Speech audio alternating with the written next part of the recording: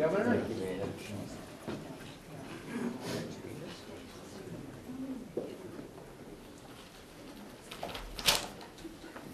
Well, I must say this day has been a long time coming. As you recall, in the late 1990s, business and community leaders in the metro area began to raise concern about congestion on the Interstate 5 bridge over the Columbia River. And at that time, then Washington Governor Gary Locke and I put together a bi-state panel to develop a review of our transportation needs, and then to develop a long-term strategic plan to improve mobility and increase safety in that critical trade corridor on I-5 between Portland and Vancouver. And what this panel concluded was a number of things. First, that these bridges, the oldest of which was built almost a century ago, were creating the worst bottleneck probably anywhere on the U.S. highway system. This is the last lift bridge on Interstate 5. It is essentially a stoplight on our interstate freeway that creates massive congestion and somewhere in the neighborhood of 400 car accidents a year. In addition, these bridges are not seismically sound. They are resting on Douglas fir pilings, some of them almost 100 years old, in soil that would liquefy in the kind of major earthquake that the experts tell us we are likely to expect at some point, which would collapse these bridges or render them unusable, creating obviously a gap in a vital trade link up and down the West Coast. Furthermore, we have $40 billion of interstate and international commerce that cross these bridges and are distributed to businesses and ports and distribution facilities throughout the area. And that commerce is being increasingly constricted by what is probably the worst pinch point anywhere on the interstate freeway from Mexico to the Canadian border.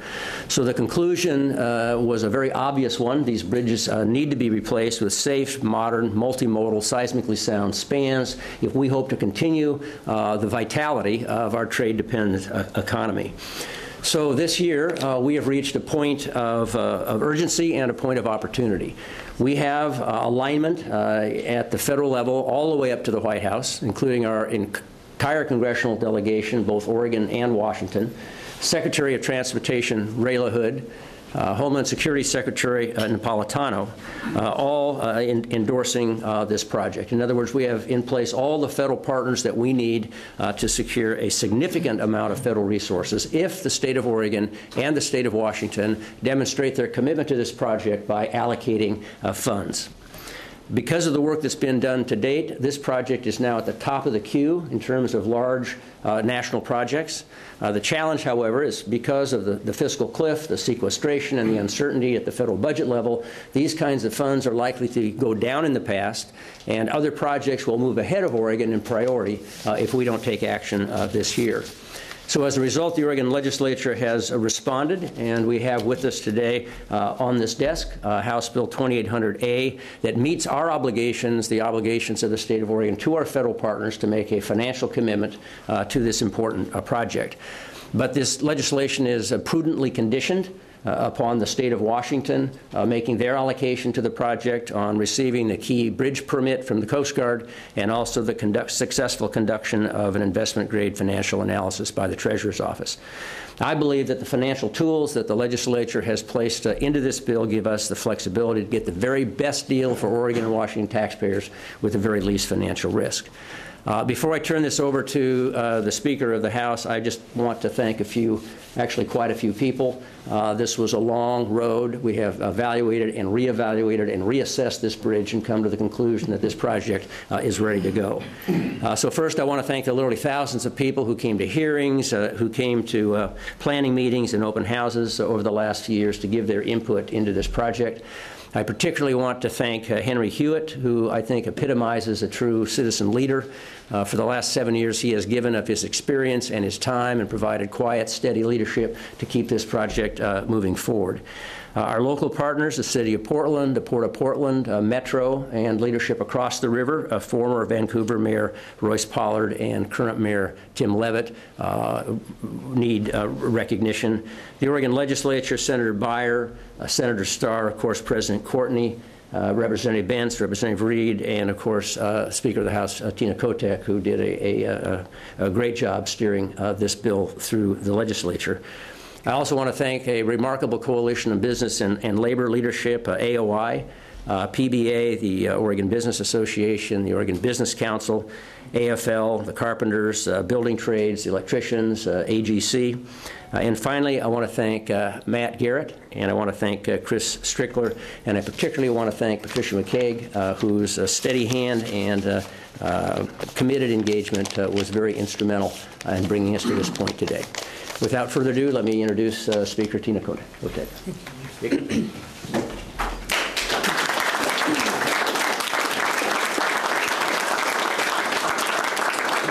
Good morning. I want to start off by thanking the governor. I've been at this project 5+ years in my role as state representative from North Portland, and the reason we're here today is through the leadership of Governor John Kitzhaber. This is a complicated project, probably the most complicated project any of us will ever work on, one of the more politicized issues I've ever worked on. You need someone at the helm making sure we can get this done, and I really want to thank the governor for his leadership.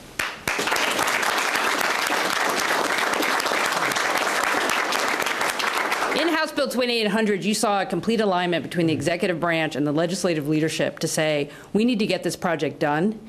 I can't speak enough of the great work of both labor and industry to come together to come up with a bill that could be prudent, could be smart, and could put us forward to move this project in line to get the federal funding we need to make sure all of the economies on either side of the river, on the entire West Coast, could thrive, to make sure we would have the infrastructure we need for the future. We look forward to our colleagues to the north in the state of Washington, who are now also in session, to look at the work that we've done here and all the triggers and the strong financial oversight we've put into this bill. We hope that gives them some guidance to also do the same.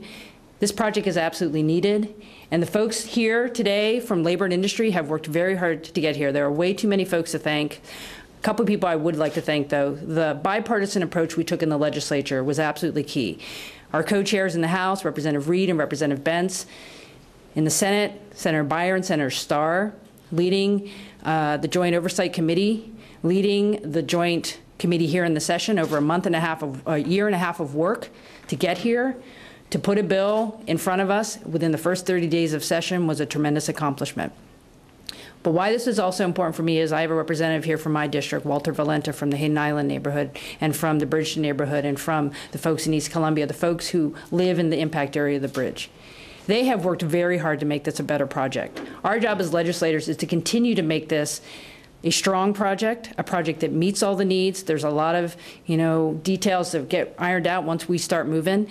But we have a solid design, we have a solid approach, and when we're all done, we will have improved the economy going forward for the next 20 to 30 years because of this project. And I want to thank everyone who's here, and especially the folks in my neck of the woods who've worked so hard to get us here. So thank you very much.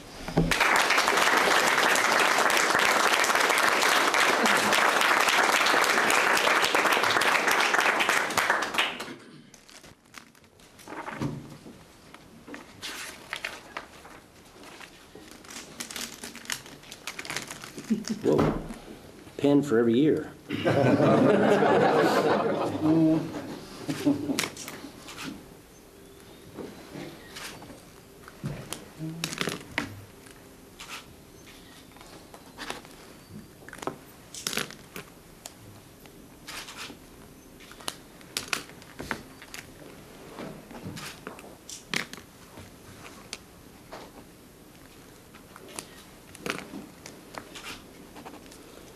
Probably the secretary still won't recognize the signature as mine.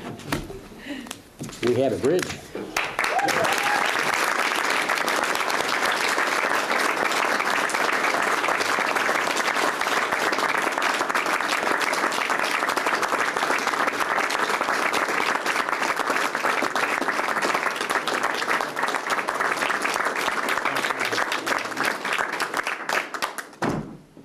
We'd be happy to take a few questions, maybe not answer them, but we'll take a few, depending on what they are.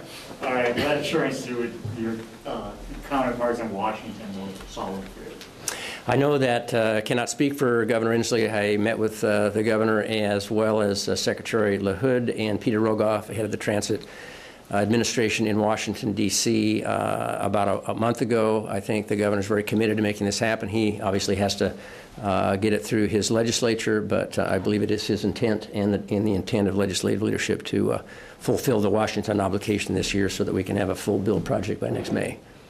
The question of how you're going to actually pay for it still seems to be a little bit up in the air. I mean, you had initially said you wanted the legislature to approve some sort of fee to pay for it, and that didn't happen.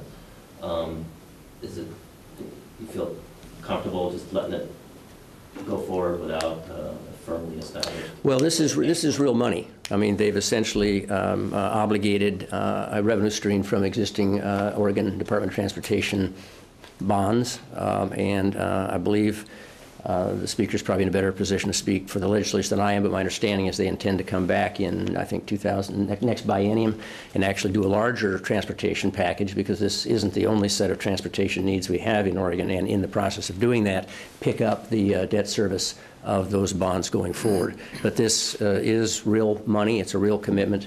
It does fulfill the obligation to our federal partners, and will free up significant federal resources. Thank you.